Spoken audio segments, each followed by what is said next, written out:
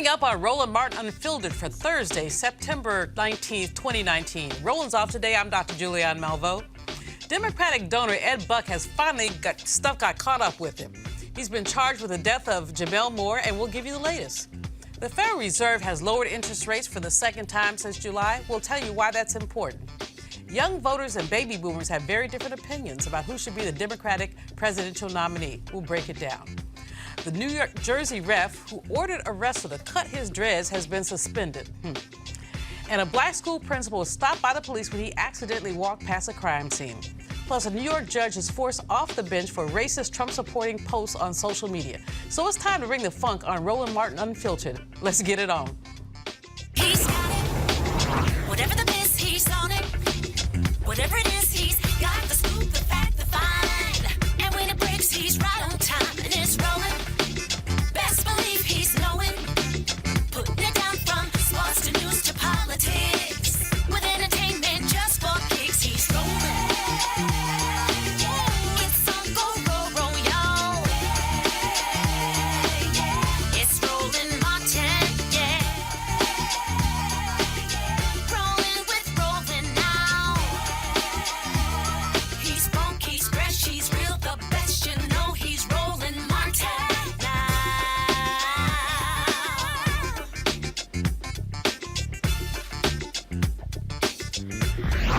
Martin. We've been talking about the case of Democratic donor and sexual predator Ed Buck this week, and today we have some good news. He faces one felony count each of battery causing serious injury, administering methamphetamines, and maintaining a drug house, the district attorney's office said in a statement. Joining me now, well, no, she's not going to join us, but she's been on top of this story. That's Jasmine Canick. She's been on top of this story, and we're hoping we'll get her later. But my panel is going to talk a little bit about this. This was like a cray-cray case. But this guy is luring black men, basically, to his drug house and basically messing them up. So we're going to talk about it with Greg Carr. He's the chair of the Department of African American Studies at Howard University. Erica Savage Wilson, host of Savage Politics podcast, and Henny Garbiari, policy advisor and human rights activist. Greg, let's start with you on this one. What up? This man, I mean, and you know, the thing that bothered me the most about this when I read about this guy has made major contributions to people like Ted Lieu, major Democrats. Sure. And we have not heard their voices saying anything about how unacceptable this is. So do black gay lives matter? Well, apparently not to Ed Buck. Well, they do matter while he's exercising his sexual perversions, when he's shooting them up with meth.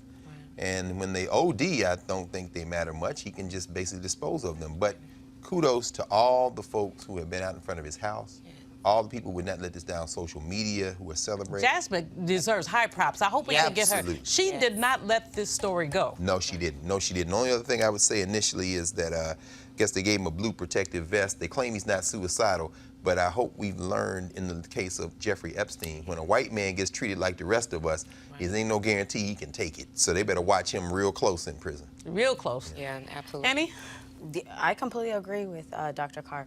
I just, also what really bothers me about this situation is that when it comes to you know, like the gay community, I feel like the white community really doesn't really pay attention to when it comes to black lives, you know, that are. So it's like a lot of people weren't talking about it. So I was just wondering, why is that?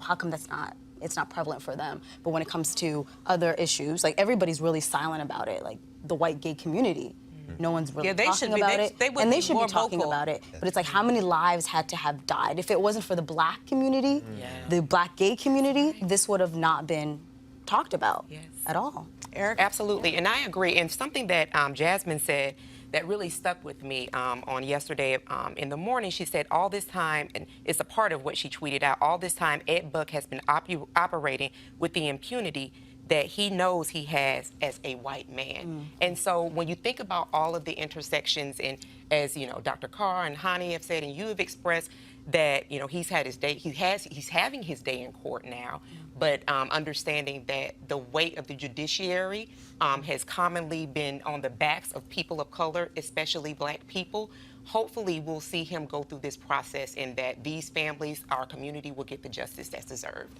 Had people moved more quickly, there were 3 men involved. Right. At least one life might have been saved had people moved more quickly, but there seemed to have been an indifference. I mean, we really have to give a serious shout out to Jasmine. Yeah. And let's just take a minute, Greg, to talk about her. What must we say to this sister to encourage her to continue her activism? Well, that's difficult. You know, we just heard Erica mention intersectionality. I mean, when do we decide that we're going to stand up, all of us, for every African that's in harm's way? I think we have to tell her that as remarkable as this consistency has been, we've got to work to make it unnecessary. In other words, why can't, as you said, honey, why can't any of us, why shouldn't, in fact, any of us stand in her stead? Our sexual orientation is irrelevant.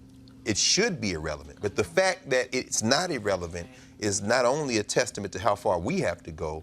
You know, in celebrating her, we should also reassure her that next time this happens, well, we're going to try to prevent it next time, but all of us are going to have to. Well, we're going to be there. Yeah. We're going to have her back, Henny. That's right. Yeah, I completely agree with Dr. Carr as well.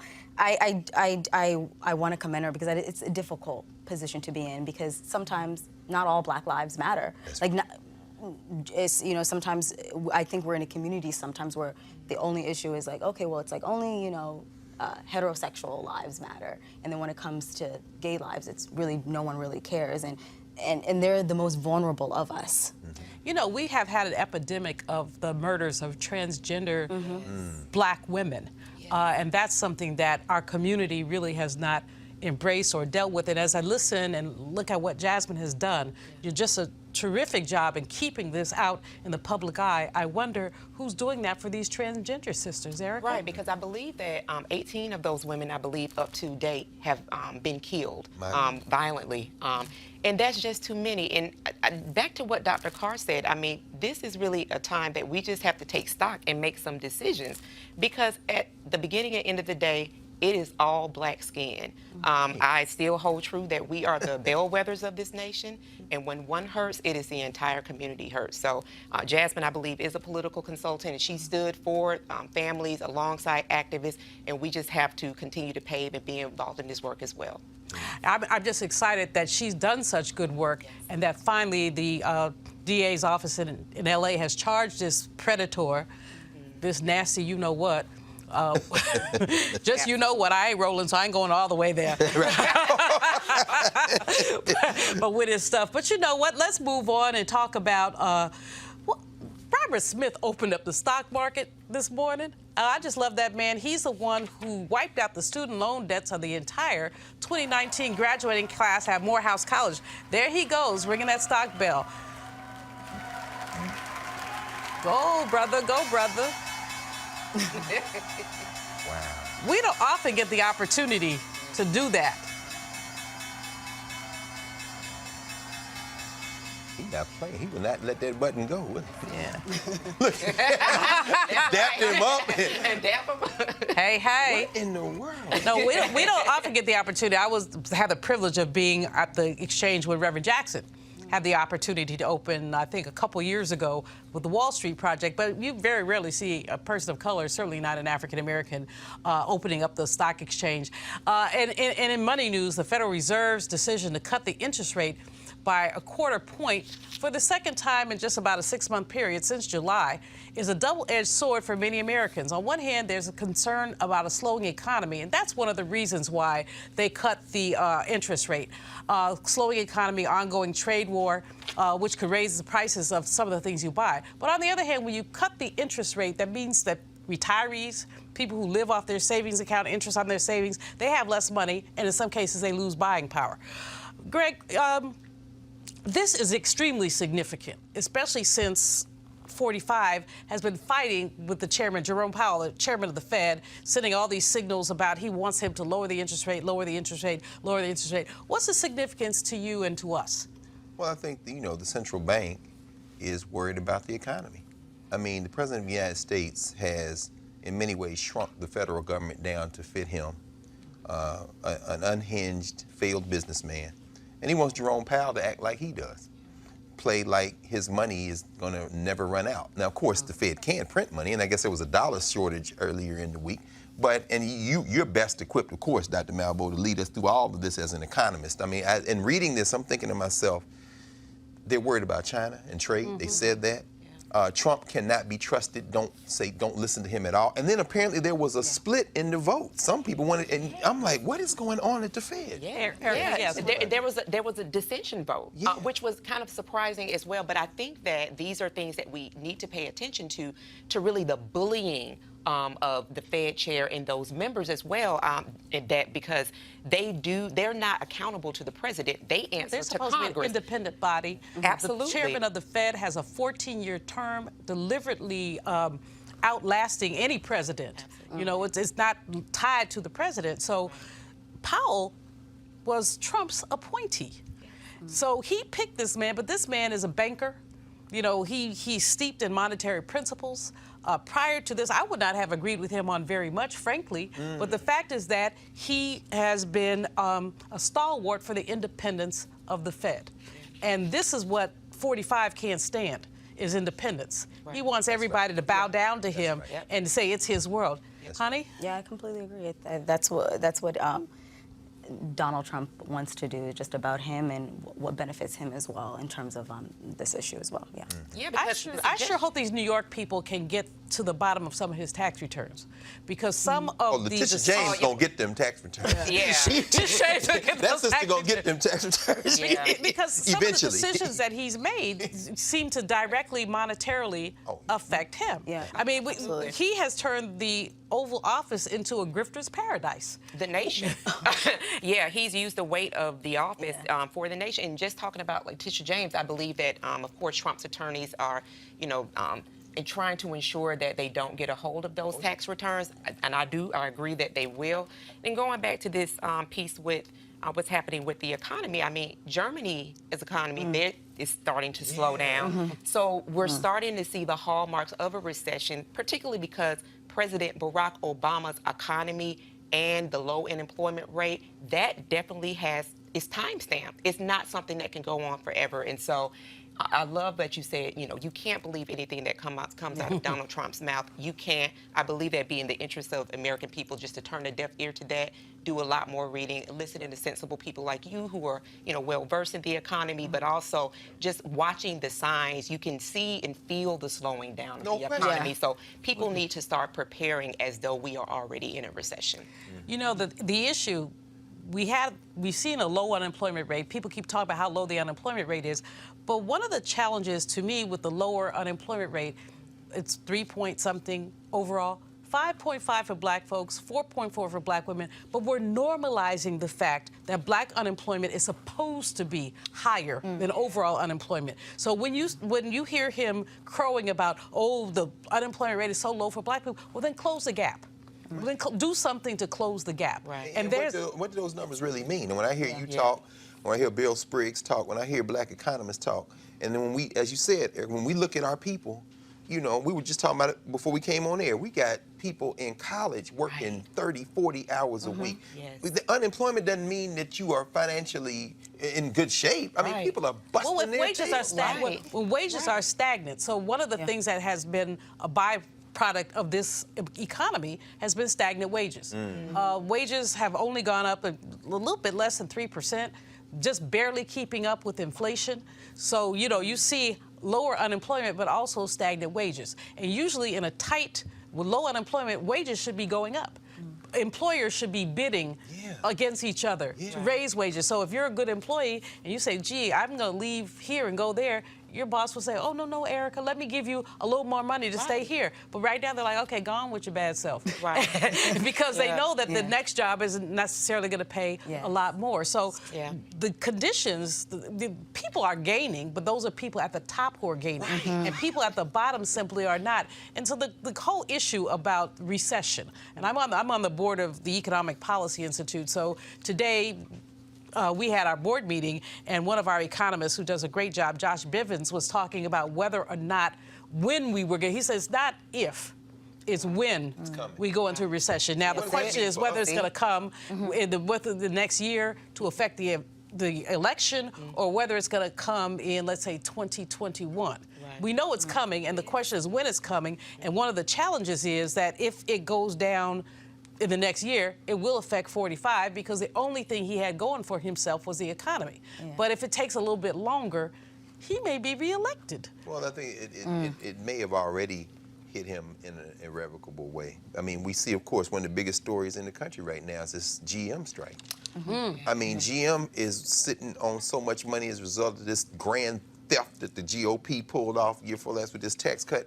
And these women and men are like, you're not hiring. Right. You're laying us off. And so they've gone on strike. It may be too late, Doc. It may be too late. Well, It may be that he's already has tipped over, because that you're talking about now, you're talking about Michigan, you're talking about Pennsylvania, you're talking about Wisconsin. These are the states that he barely stole. So, you know, GM, we talking about coal. We're talking about coal miners who are angry with him because he claimed that he was going to save coal and he didn't. You're talking about teachers striking In red states. Yes, That's right. teachers who some of whom voted for him. That's right. So you know we're looking at something of a tsunami in terms of what's happening with the economy. But you know, he still is doing his thing. He's doing his thing. Erica, He's gonna do that. Regardless, right? it's made. Well, my line is: look, if you elect a clown, expect a circus. That's it.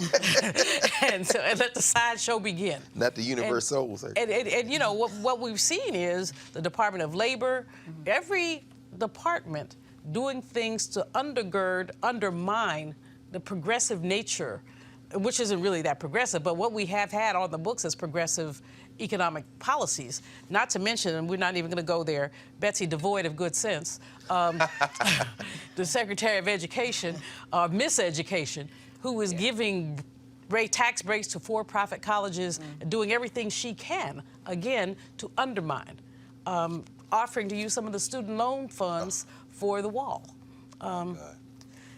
But Greg, you are, you know, at Howard University, where so many of our brilliant young people are. Yeah. What are you seeing in terms of students in the economy? I'm seeing students working too many hours. Yeah. We were just talking about it. I mean, Erica, you know, you were sharing with us about your son. I mean, you got, at Morehouse, you got students not eating. Yep. I mean, you know, I teach a class at Howard Law School. You have students who are working entirely too many hours to be in law school and succeeding in spite of it. The economy is we're precariously perched. And when you mention people on fixed incomes, or for that matter, most people are not in the stock market. We know our people not in the stock market. More than half of us are not there. Are not in the stock market. Well, first of all, half of all Americans are not in the stock market. Exactly. And then you look at our people, that's what I was going to say. At HBCUs, you know, and you know this having run one and been a faculty member, faculty members at HBCUs aren't making money like faculty members at HWCUs. Oh, no. And our money's in TIE craft. So you look at my mother at 90, 91 years old, fixed income, we pinch off sitting there. The stock market affects her in a negative way, like you said. These are the conversations we need to be having. We're sending money, but our money's in TIE craft, and it ain't a whole lot of money to begin with. So they're playing, you're literally playing with the futures, faculty, staff, and students. And the staff isn't making much money to begin with. Anti-unionism isn't just a white university thing. So as you're talking about unionizing on these campuses, you've got people who are now either don't have a union or who are being fought against. This is the time when we need to re-examine everything. We really do. We've got to take a quick break. We'll be right back, and we're going to continue this conversation with this amazing panel. Want to check out Roland Martin Unfiltered? YouTube.com/Roland S. Martin. And subscribe to our YouTube channel. There's only one daily digital show out here that keeps it black and keep it real. It's Roland Martin Unfiltered. See that name right there?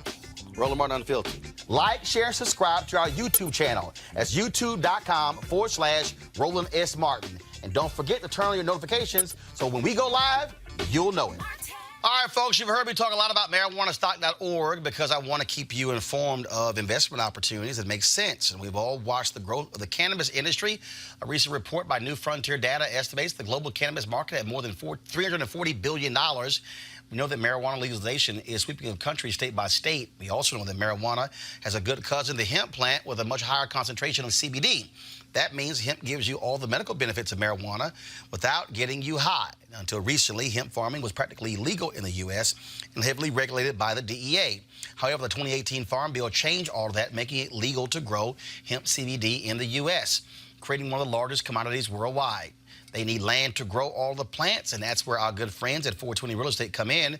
Their business model is simple. They buy land that supports hemp CBD grow operations and lease it to licensed, high-paying tenants. That's right, there are hemp CBD landlords. And you can get in on the action. Now, what they've done, 420 Real Estate has done is offer this special deal for the folks who watch Roland Martin Unfiltered. Originally, the minimum investment level was $500. Now you can invest in this crowdfunding campaign for as little as $200 up to $10,000. Again, this is a $340 billion industry that is still growing. You can participate with as little as $200. To invest, go to marijuanastock.org. That's marijuanastock.org. Get in the game and get in the game now. Okay, folks, take a look at this graphic. When it comes to who should lead the country, you can see that young people and baby boomers are sharply divided. Only 10% of people between 18 and 34 support Joe Biden, while 39% of voters between 50 and 64 think he's the best choice. That number rises to 46% for voters over 65. Elizabeth Warren's numbers are constant pretty much across age groups, about 25%. Regardless of age, Bernie Sanders gets 33% of the youth vote, but only 3% of the boomer vote. So this is fascinating. We are looking at intergenerational tension around these choices. Greg, you know, I am puzzled by us, black folks that is, in terms of our support for Biden. Is it just because of the Obama loyalty? Of course it is. I mean, I think we're as naive about Joe Biden as we were about Barack Obama. We're brand loyal. We're not paying much attention to anything. And God bless the folks who are going to pull a lever for Joe Biden because they remind him of Obama. That's the wrong thing to pull it. I think really the story in that poll is what you said. It's the consistency of Elizabeth Warren. She has momentum. She is building a campaign. And anytime you see her have a quarter of the vote across all demographics, that means that as people begin to hear her, they are warming to her. And that means that message is resonating all the way through. I just really don't see a scenario where she doesn't catch Joe Biden at some point. I mean, I don't know. We don't know. It's still far out. Well, she seems to be on her way, though, and I'll tell you, I saw her on Saturday night at Congressional Black Caucus. She was sitting with Reverend Jackson and Maxine Waters. You can't do any better than that. I mean, Reverend has not endorsed anybody, but she's sitting right there with Rev and Maxine. Camel left early. Just saying. No shade, just saying. Honey, what do you think? You're the youngin' on the panel. Tell me what young people are thinking. I don't know any young person who's excited about Joe Biden. I just don't know. I haven't seen it. To me, I don't think he resonates. And if you're, you know, he talks about a record player, what's that? And the thing that y'all don't even know what record players are. I'm like, who has a record player? Yeah, I'm like, who has a record player? He just is not, and he's not actually going and wanting to get the young vote as well, because he's relying on, you know, the boomer. But younger people don't tend to vote, are less likely to vote than boomers are. Yeah, in like the primaries, like, of course. But I feel like but we're the future. So you have to try to get our votes. So I'm just not sure what is driving people to want to vote for Joe Biden. And I think the best thing that he could have done is just sailed off into the sunset with Barack Obama, because then he was like America's favorite uncle. You know, that was Uncle Joe. Now it's like, now we know his history. Like, we're looking more into his life, and he says really incredible. The last debate, he said something in regards to going into African American homes and teaching how to be parents and stuff like that. That was really that was tone deaf. Yeah, it was very tone deaf. I don't know who his advisors are, and I'm sure he has. Well, Simone Sanders works for him. Yeah, and she's probably pulling her short natural, pulling pieces out of her head as he was talking, because it revealed who he is. He's revealing himself. That's exactly right. In a lot, and I think that's good for us as Black voters, because we need to know. That's very good. It's very good for us. So then we figure out, you know, who should we vote for? Okay, are you for us? Are you not for us? Because people want our votes. They really want our votes. Well, we're the backbone of the Democratic Party. Can we see the graphic again, please? I'd like to see the graphic again, because we want to look down at folks like, you know, I can't see y'all, but Kamala not doing so well, and doing much less well with the older people, but still not doing very well. Buttigieg doing better than she is, which I find interesting. But Erica, so you're looking at the graphic, which tells an interesting story, not only about Biden, but about some of the others. What would you say about what's up with Bernie? So Bernie has a strong constituency and following, so to speak. So I don't see that number's going to change much, even going into the primary. I would like to fall back on what Hani said when she said we are the future, that age 18 to 34 category.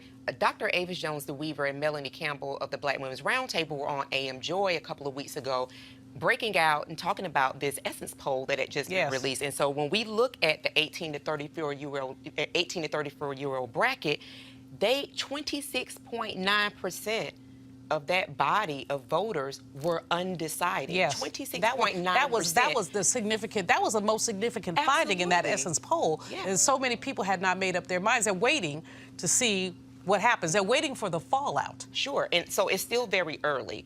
So, name ID, recognition, but I do believe that Joe Biden just does not have the staying power. I don't believe that we'll continue to see the numbers that we continue to see, but for everyone else that we're looking at, the Elizabeth Warrens, the Kamala Harrises, for those people to still continue to look at them, but also for the 18 to 34-year-olds, that the Democratic Party needs to aggressively begin to court those voters. That's right. Because you don't only want them to turn out, you want them to turn out and bring folk along with them. That's right. And that's the real dilemma with the 18 to 34s in particular. You first of all got to get them motivated enough to register, and then once they've registered, you've got to get them out. And what we saw in 2016 is that the 18 to 34s were like, They weren't. I had a young lady who told me she didn't like Hillary. I said, well, she ain't coming to your house. So you really don't have to like her. You don't have to serve her tea. But, and then the little girl had the nerve to call me months later, or years later, a couple years later, when Kavanaugh was appointed to the Supreme Court. She said, Doc, what are we going to do about our abortion rights? I said, I'm over 60. I don't have abortion rights. I said, see, you should have thought about that when you said you didn't like Hillary. But, the 18 to 34s, they're very picky. And because we had Obama, who many people were in love with. But you don't get to be in love with everybody who's on a ballot. I mean, most of us have made pragmatic decisions around voting. But honey, you're our young'un, so we're gonna come back to you. What must we do to get the 18 to 34s out?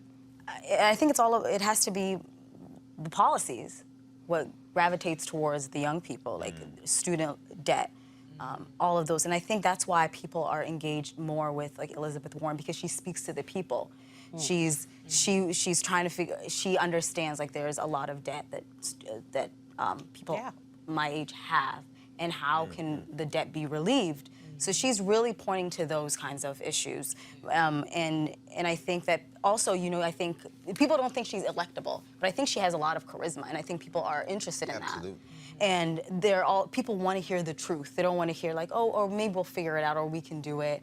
But they want to know, no, these are the things. And she says, I have a plan for this, this, and this, and this. And I think that's what is really important. What plans do you have, and how could it help us? A lot of people think she's unelectable because people don't think that a woman is ready. But I think that after Hillary, there was significant disappointment on the part of especially white women that, but although they didn't vote, her natural base should have been college-educated white women, and they only voted for her at 53%, which should have been 60 or even 65. But I think because there's this notion of women feeling done wrong, not only because of Hillary, but also because of that thing which is in the White House, that they may well come out for Elizabeth Warren. She also is much more likable, if you will, than Hillary is. Are we ready for a woman, Erica? Oh, absolutely. Because, we can all think about just our experiences having had mothers growing up. And I'm saying this to kind of like break it out. When you think about the importance of what women do globally, why would not a woman in the United States be ready to lead? And so for me, when we talk about things like electability and likability, when I was going through kind of like different boot camps and different type of political trainings, that was always something that was very much so highlighted, especially for women. But to me, that playbook has been thrown out of the window. It is all about what are we going to do to save our democracy. And so the person that is best qualified is the person that needs to have that job.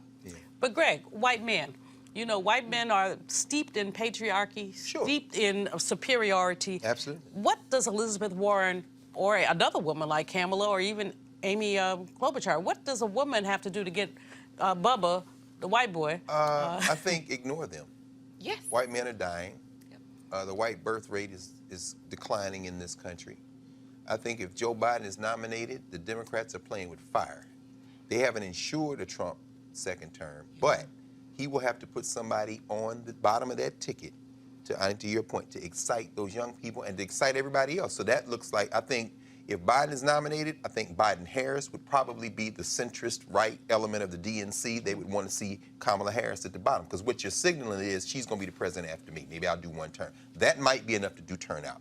I think that Hillary Clinton, never forget, we know, of course, she won the popular vote, and the 3 states that turned the election were stolen by less than 200,000 votes, and we're talking about voter suppression in Milwaukee. Votes, less than 100,000 in Milwaukee, in Detroit, and in places like Philadelphia and other places. That's how they stole Pennsylvania, Wisconsin. So it's not like she didn't win. I think that it was close enough for them to steal, not because she was a woman, but to your point, she was Clinton. She's a known quantity. I think Elizabeth Warren and Democrats, what they have to do to win is nominate somebody that excites. If Joe Biden is nominated, for example, and puts Stacey Abrams, and she accepts, on the bottom of that ticket, I think he might have a chance. But if Elizabeth Warren is the nominee, I think she picks Cory Booker. I think that I think a Warren-Booker ticket will destroy Donald Trump. And it won't be because people won't vote for a black or won't vote for a woman. It's because, as you say, Erica, people are tired of this BS. And that woman is an academic. She is an administrator, and she has been a senator. And I think Warren Booker destroys Trump and whoever he puts. That's a really interesting. I hadn't thought about that combination. You know, one of the other things we talk about Hillary and the suppressed vote, Tim Kaine was a very uninspiring choice for VP. No question. He's a nice guy and he's good on policy, but no redeeming social value as a vice president whatsoever. There were so many other options she had. She could have picked a Latino. She could have picked Julian Castro. She'd be president. Yes, and I think she was just like, okay, I need a vice president candidate, and it's like, okay, well, he speaks Spanish.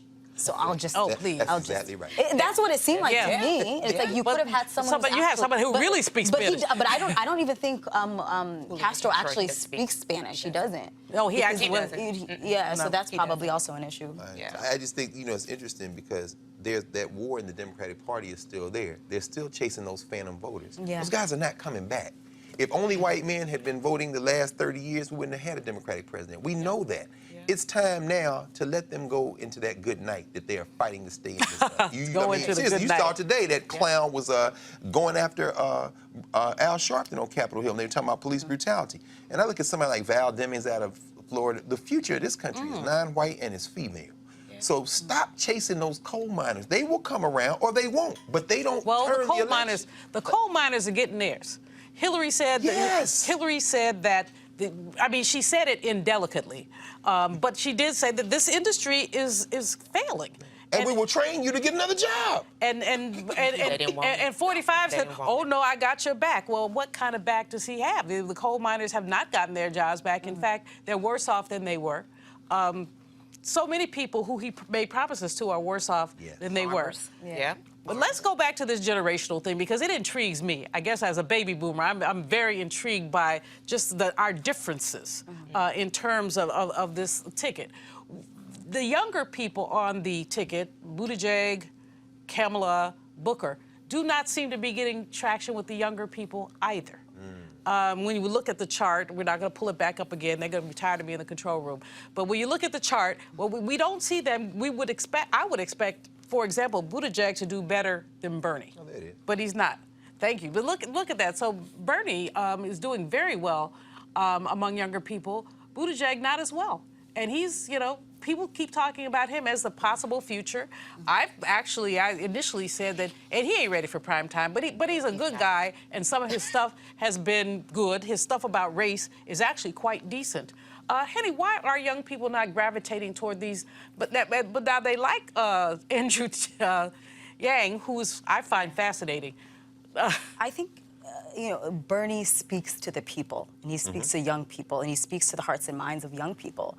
And I don't think other ones are interested in that. I think they're just about, Pete is just more about, he has these policies and he talks about them and he's very eloquent, but there's not a lot of spark that comes with him. When I hear him, I'm not like, oh, okay, I'm gonna vote for him. Right. It's like, yeah, he has a lot of accomplishments, but I don't think his point of view is just like, I just want to get the young voters and I'm trying to engage them as well. I think he's just trying to engage anyone that he possibly can to get votes. But I think Bernie is like, I understand you. Even though he's much older, but he's like, I've been there, I understand what's really important to you. So he's speaking to the hearts and minds of young people, and that is why his numbers are so soaring. well with young people. Yeah. Well, we're going to move on. We're going to take a break and come back with this panel, but we're going to take a quick break. You want to support Roland Martin Unfiltered? Be sure to join our Bring the Funk fan club. Every dollar that you give to us supports our daily digital show. There's only one daily digital show out here that keeps it black and keep it real as Roland Martin Unfiltered. Support the Roland Martin Unfiltered daily digital show by going to RolandMartinUnfiltered.com. Our goal is to get 20,000 of our fans contributing $50 each for the whole year. You can make this possible. RolandMartinUnfiltered.com.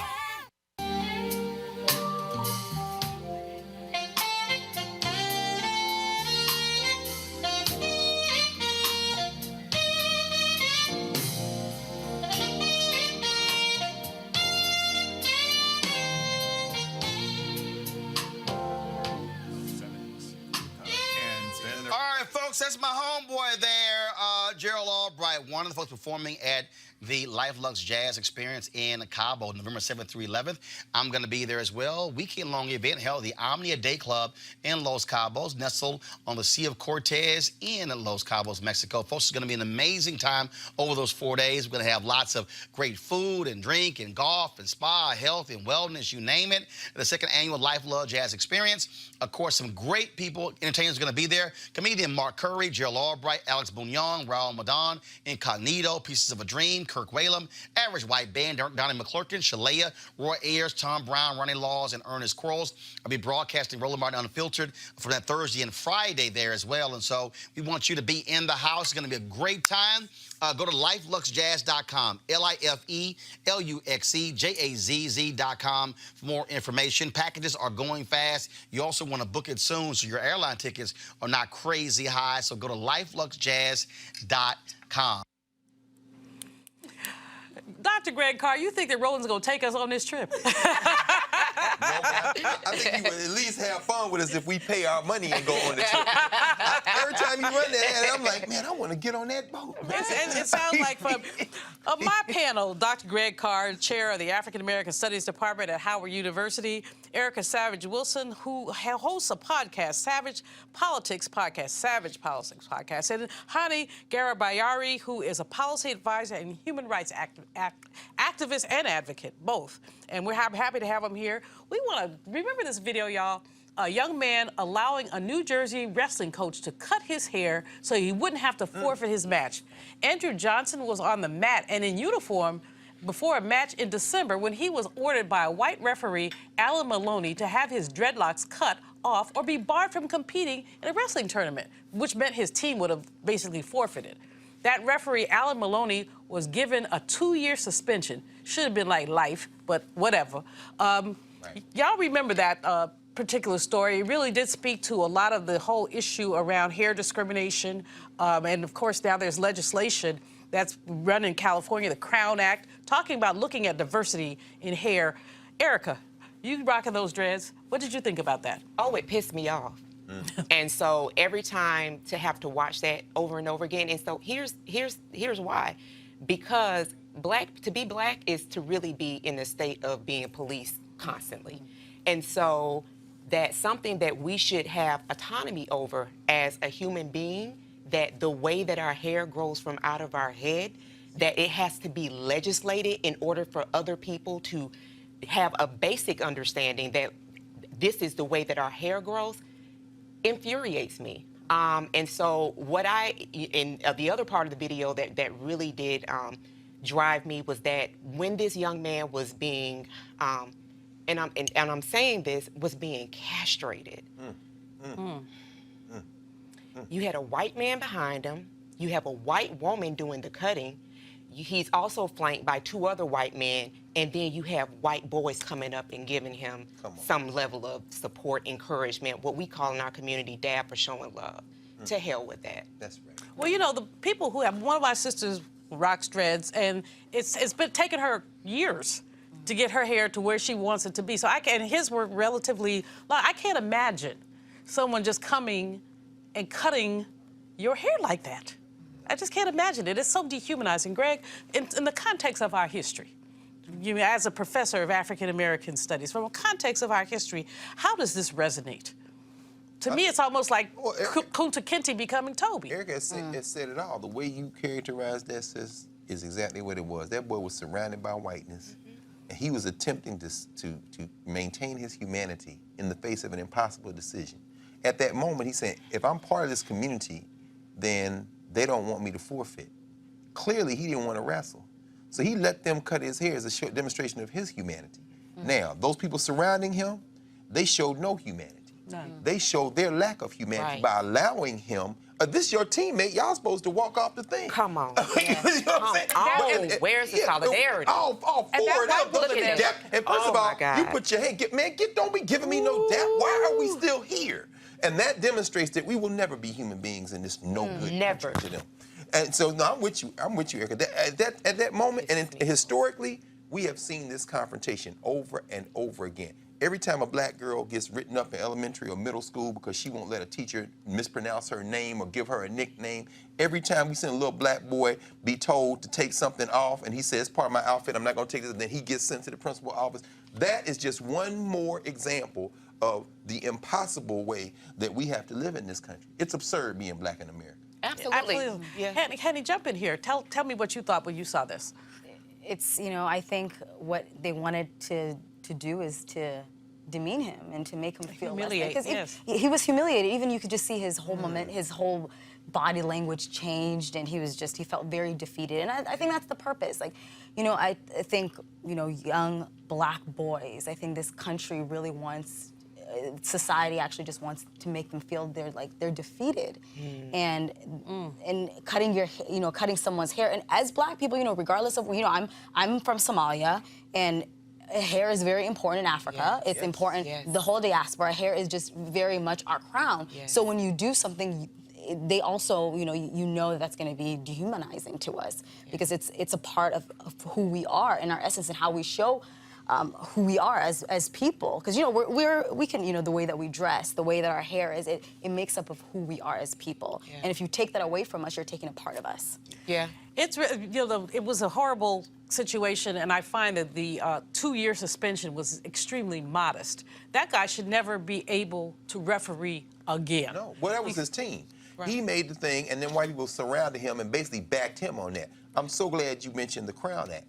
Because those sisters, as my sister Ajwa Batwe Asmawa, I've known for about 30 years since she was an undergrad at Temple University. She's been one of the main people behind this Crown Act, getting this thing passed. As she says about the Crown Act, those sisters are kicking ass and they taking names. It's going to be against the law to mess with our hair in this country very shortly, and those black women should be applauded every day. Absolutely. Amen. And it started in California, but it's gone all over the country, and it really is important because, in some corporate settings, the dreads are discouraged. You're natural. Well, I had an executive from a major network tell me once, he said, does your hair grow? I said, hair growth is a human function. He said, it would be so much more attractive if you grew your hair out. I said, I'm kind of cool where I am. No, I did not get that job. And I want to say, I've worked in federal government for nearly a decade. I've had people say to me, well, what is it that you do? I can't believe that you do that. And so my response to anybody, it's hair. It's hair. Wherever I go, whatever room I step in, I'm stepping in fully as Erica with my hair. Now, there are people that mimic this hairstyle because you can do that. You should be able to wear your hair whatever makes you feel good. But I'm not limited or limiting myself into the places or spaces that I occupy because of my hair, because you're getting Erica Savage. That's right. Whew, you're getting Erica Savage, and we like that. This week, the Baltimore County Police released some very disturbing body camera footage of a white police officer badgering a black high school principal in front of his child, his 15-year-old son, and demanding to know whether he was responsible for a crime scene he had just witnessed, because he just happened to be walking past. Let's take a look. You guys weren't involved in that at all, were you? You guys weren't involved at all? Why would you ask me that? Because you're standing here? I can stand because I'm a citizen. I pay taxes here. So what's the issue with me standing? I just told you I'm educating my son on how to deal with police. Well, let me educate you, sir. Okay? Educate me on what? When we do a thorough investigation, we start and talk to witnesses. Okay. Are you a You witness? ask me that first. I asked you if you're involved at all. Why would you ask me if I'm involved? Ask me if I'm a witness. If I'm a witness, I'm not involved. Sir, people get away with crime because of people like you. My man. So- People like me. Yeah. People Do like not you. fuck up to me. People like you. Okay? Step back. See what I'm saying? See what I'm saying? Okay? He came to me with this conversation, right? Yeah. I'm talking to him, right? Now he said, Sir, don't fuck up. hopefully you find a good role model. You see what Okay? I'm I wouldn't listen to this dude. You understand that? No. You understand that? All right. Well, I'll be seeing you more then. You have no idea you're talking to, officer. You're wrong. Okay, sir. You're wrong. That's But fine. guess what? I thank you. Okay. You're teaching him. All right. Well, let me get a good video of your face real quick. Man, please All right. do. Let me get a good video of you and let me get your Okay. badge number. 5253. 5253? Yes, sir. Let me see it, please. That's not my badge number. My hands are here. I Oh, can't you're see. fine. I can't see. Can you read? It's Price. Can I read? Yeah. Can you spell it for me? P-R-I-C-E. Okay. All right. Any period with that? No, sir. You sure? Did I say it? I don't It's know. 5253. Right now, You see this? Now. right now, you're hindering my investigation, so you need to step behind that police car. Came to me. So what we're gonna do is we're gonna leave the area Okay. and go back to our home. Yeah. Because this is why. Don't say nothing to police. He's absolutely wrong. Uh-huh. He don't know he's talking to a doctor right now. Ooh. But he's acting an ass. Okay. He may not be one, but he's acting one. Sir, You understand? so you need to step out of my So, crime scene now. Please. All right. Thank you, sir. Hey, you have a good night. Don't thank me. And listen, I'm being cooperative. Uh-huh. Don't follow me. Okay. Well, sir, like you said, it's a free right, so I'm allowed to walk where I want, sir. Don't talk to me. Sir, Don't talk to me, sir. just keep walking, sir. No, you stop walking. Sir, I'm you have a good night. Keep walking. You have a good night. You're in my crime scene right now. You need to keep walking. I'm walking. Sir, you don't want to be You're involved. walking on me. Sir, you don't want to be You're involved. You walking need to leave. towards me, Sir. officer. I'm leaving. Sir, once again, you don't want to be involved. Again, please. Again, 5253. Did you get it that time, or do I need to write it down? I'll make sure that I talk to your sergeant. Absolutely. About how you insulted me, insulted my. It's all on camera, so. Can I read? Okay, yeah. Have a great night, sir. Woo, that was hard to watch. Vance Benton is a principal at Patterson High School in Baltimore. He and his son left after further argument, at which point the officer followed them. Benton filed a complaint with the police department, and they have apologized for the incident, saying they will take administrative action against the officer involved. Nah, they just need to fire the fool. We all watched that. The officer's tone was rude, bullying, out of order, condescending. Honey, what did you think? It was absolutely unnecessary to talk to him like that. And I think when, authority, police officers, when it comes to Black men, I think the way that they talk to them is, he couldn't have done that any other place, right? But because he has a badge, he could do that at that particular time to make him feel less than. But so that's the issue. So I just didn't like it. And the way he was just like saying, when he was spelling his name, like, are you not, can't comprehend can you this? read? He Can said, you read? This is a high school principal, and the thing that bothered me the most is that he was with his son. Yeah. And so just as you talked about the castration of the young brother with his dreads, to humiliate a man in front of his child, is it's a form of emasculation. Greg, what did you think when you saw that? I mean, it's funny. A colleague, Jules Harrell, teaches at Howard, master teacher. He's in psychology, and Jules talks about the fact that we experience trauma on a moment-to-moment basis. Watching that, I could feel, I'm sure we all did, our pulses quicken, our heart rate quicken. felt my own thing. And what Jules says is that's taking seconds off the ends of our life. We shortened our lives watching that. And so when you think about, like you said, a man or a woman in front of their child, and I think Malcolm Gladwell just published his latest book, Talking to Strangers, and he said, I was moved to write this book by watching the Sandra Bland video. At any moment, I'm watching this thinking, at any moment this could escalate into something because of perception. Right. This white punk cop, 5'2", 5'3", Price, make him famous, everybody watching this, is looking, and he's got an assumption that he knows something about Black people and Black men. And I'm gonna control this N-word, and it's in front of his son. But that brother is sitting there, and he's got a decision to make every time he doesn't walk away. Because what he's caught between is, my son is here, as you said. And if my son wasn't here, maybe I would have said something to him and kept walking. But every time he doesn't walk away, I'm saying that's more for his son. Because I can't be no punk in front of my son. But as Malcolm Gladwell is writing, any moment of perception could have ended his life. And we could have been watching a double murder because he turned his back. I said, man, don't turn your back, brother. We all watching And that. well, the guy said, he said, keep on walking. Yeah. Keep on walking. And you know, you're sitting there thinking, what I want to know, and I hope that the Roland Martin team will follow up. What was the administrative action taken? Right. This dude does not need to be a police officer. This is how you talk to citizens. You don't need to be a police officer. Erica? Absolutely. The first thing I thought about was Freddie Gray. We're in Baltimore. And so just moving forward from that, and I'm glad that you brought in the trauma piece, because that's something that we should be taking in as a community as we think about decisions that we need to make around our Blackness, our safety, our protection, our children, our future. Because see, fools like this is price 5253, you said? Okay. They've only become even more emboldened because of Donald John. So we have to make a decision as a community, taking care of one another, ensuring that we're good, that we're safe, in trainings and things of that nature, whatever it takes, because these punks, as you call them, they're not stopping. They're only going to increase in number and behavior. We need to make sure, I mean, we really do need to make sure, when I go home, well, I got a bunch of other stuff to do, but sometime I'm gonna write a letter to somebody in Baltimore and say, fire this, you know whom, what. You know, because someone who has that attitude, a man just happens to be walking by, and you just decide you get to harass him because he's black, because he's a black man. No. You don't need to be a law enforcement officer. What you are is a pataroller, as in the as it, you know, in enslavement days, attempting to impose order. Okay, so we got another one. Lord, white people just crazy, y'all. They cray. The New York State Commission on Judicial Conduct announced that a state judge has been permanently barred from the bench after the commission filed a complaint over a threatening Facebook post that conveyed, quote, racial and or political bias, unquote.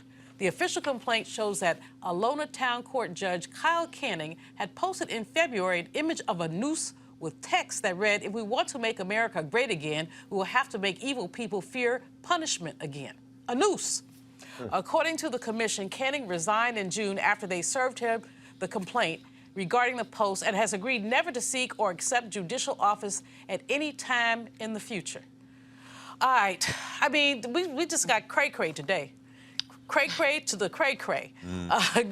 Dr. Greg Carr, this was help us understand the significance of noose in the context of our history. Well, I think if you play it right, you can get elected to the United States Senate. Remember Cindy Hyde in Mississippi saying that, you know, if you invite me to a lynching, I'll come? And Mike Epps still lost the election. I mean, so that noose is a symbol of, just tie these two stories together. It's a symbol of white power and order. And this guy doesn't even have a JD. He never been in law school. They made him a judge in that little place. And he, I mean, the idea. Is he 29 years old or something like that? Yeah, I mean, but like you said, crazy case is Crazy White Folk International, because Justin Trudeau was 29 when he blacked his face up at that party in Canada. But I mean, as a teacher, but to your point, I mean, I think. As a teacher. Yes. But, I mean, the noose symbolizes justice by any means necessary, and it's lynch law. Ida B. Wells told us about that 100-some years ago. Lynch law in all its phases. When you see a noose, everybody knows what that means. We coming for you, and it doesn't mean the judge. It means the victim of the judge. That's right. Yeah. That's right. Erica. Again, to what Jasmine tweeted out the other day, it is white men knowing that they can operate without impunity. And then he issued a statement, and in that statement, he was not remorseful at all. He was apologetic to, I believe, his colleagues who he felt like his absence, would, you know, create, I guess, more of a workload. For them, Absolutely. So, again, y'all, look at what we're dealing with. This is not a drill. This is what it is. And I'm glad that in that story, it did mention his age, because I believe that within our nation that there's this belief that, you know, people who are anti-black and who are racist are this, you know, this group of people that are, you know, they're falling. No, ma'am. No, they are being born every day and they're here. Well, see, and that's I don't mind old racists, because they finna die. I mean, I truly don't. Old racists don't really get on my nerves. It's young racists. You know, it's like, where did you get that from? I mean, but they got it from their mamas and daddies. They got it at their dinner table. But, you know, like I said, you run into an old racist, and you're just like, oh well, just you got about 15 more minutes, and you up out of here. Henny, what do you think? Yeah, I also believe, also what Erica said as well about age. When I found out that he was only 29 years old, I was like, that's very interesting. But Dylan Roof was 21. Yeah. I mean, so how? I mean, where do these people get this racism from? I was on the link to the article was WashingtonPost.com, and I went on to the link, and in the comments, I enjoy the comments just because. So one guy says, well, a noose doesn't have to be racist. I'm like, read some history, fool. Come on. So there's a level of ignorance and history denial. And the beautiful thing about this moment, to me, is that it's bubbling up. Yeah. It's bubbling up. And people, we, black people with sense, are not going to let them tamp it down again. It's bubbling up. That's right. Yeah. That's right. Yeah, you can't put the lid on this pot. So it's pretty much bubbling over. It's really unfortunate. Yeah. So we got these connected stories of policemen, the dreadlocks, the ignorant Baltimore policeman. What was his name? Mr. Price, number 5253. Don't forget it, y'all. Right. And then this judge. No, and when we connect, Write that down. when we connect these things, what are we left with, Greg? I think we're left with the importance of black news media, the importance of conversations like this, the fact that we live not just in the United States but in the world. I'm so glad you said what you said, honey, about being Somali and being here in the United States, so that you understand uniquely in a way that we need to begin to understand that the United States isn't the only country in the world, and everything is in play. I mean, even the Fed story, the Chinese are sitting back laughing. Why? You started a trade war with the future of the world. So well, it's 300 and some million of us, and how many trillion of them? I mean, they outpopulate us 3 to 1. 1.2 billion Africans right now, 40% of whom are under 15 years old. So let's be very clear. We're living in the past, except our people are part of a larger world. And if China decides to start a real trade war with America, that's when these hillbillies that going to vote for somebody else going to get real messed up, because the draws in Walmart are going to go skyrocket, and so the iPhones and the MacBooks. Yes. So, I mean, the draws in Walmart. We live in the world. Right. It's the truth. Walmart going to be empty. That's it. These people don't understand. We live in the world. White America needs to wake up and understand that in a minute when this thing falls apart, if we act right, we got an option. But they're trapped over here. Yes, sir. And you mentioned Trudeau and the brown face thing. That was shocking to me because he seems to be relatively progressive. But that just shows that when you scratch a white person, here come the racism. Henny, you got something to say? Yes, I do about Trudeau. I was thinking about that a lot, actually, because when people think of Canadians, they think of maple syrup and they think of hockey. But I think there's there is an obvious racism in there, and people do not understand the First Nations, the people, the indigenous people in Canada are treated incredibly terribly. They're only 3% of the population, but are 26% of the prison population. So yes, Canada may not be like America, but they all also have issues. And for him to talk about he didn't understand what the implications of brown face or black face, and it's uncommon to him and unheard. But you are the prime minister of a country that is systematically racist to people. The child of a prime minister as well. As well. This boy is not stupid. Right. Yes. It's just. People seem to feel like making fun of people of color is a joke, like Northam and Herring and all those. We're almost out of time, Erica. I'm going to let you have the last word. Just really quick. I mean, that's because they've been able to get away with it for so long. But what an exciting time to be alive. And I hope everybody does what they need to do in support of our democracy. Well, this has been fantastic. I mean, I've had such a great panel. Greg, Honey, Erica, you guys are great. Roland was going to be back tomorrow. He'll be back in the driver's seat. But I hope you enjoyed today's edition of Roland Martin Unfiltered. Yeah, and if you like what you see, support us. RolandSMartin.com. Join the Bring the Funk fan club. Until next week, I'm Dr. Julianne Malveaux. Holla.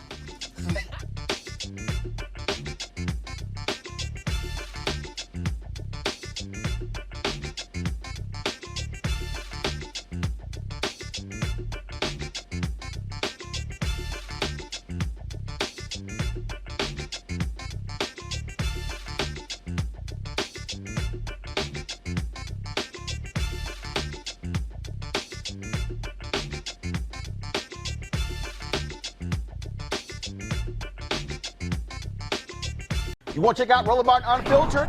YouTube.com/Roland S. Martin. And subscribe to our YouTube channel. There's only one daily digital show out here that keeps it black and keep it real. It's Roland Martin Unfiltered. See that name right there? Roland Martin Unfiltered. Like, share, and subscribe to our YouTube channel. That's youtube.com/Roland S. Martin. And don't forget to turn on your notifications so when we go live, you'll know it. Hey everybody, this is your man Fred Hammond, and you're watching Roland Martin, my man, Unfiltered. Hi, this is Essence Atkins, and you're watching Roland Martin Unfiltered. Hey, yo, Peace World, what's going on? It's the Love King of R&B, Raheem Devon, and you're watching Roland Martin Unfiltered. Hi, my name is Brescia Webb, and you're watching Roland Martin Unfiltered. Ow. Well, I like a nice filter usually, but we can be unfiltered. What's going on? This is Tobias Trevelyan, and if you're ready, you are listening to and you are watching Roland Martin Unfiltered. What's up? I'm Lance Gross, and you're watching Roland Martin Unfiltered. Hi, this is Cheryl Lee Ralph, and you are watching Roland Martin Unfiltered. I mean, could it be any other way? Really? It's Roland Martin.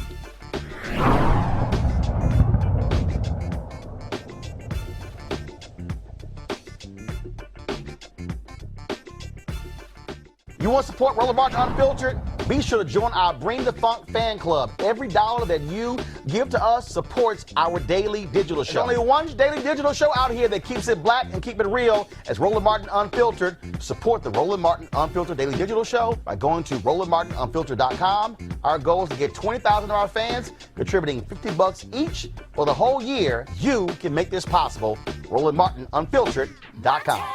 Hey fam, want to check out Roland Martin Unfiltered? The blackest show on all of digital, cable, and broadcast. Check out our audio podcast.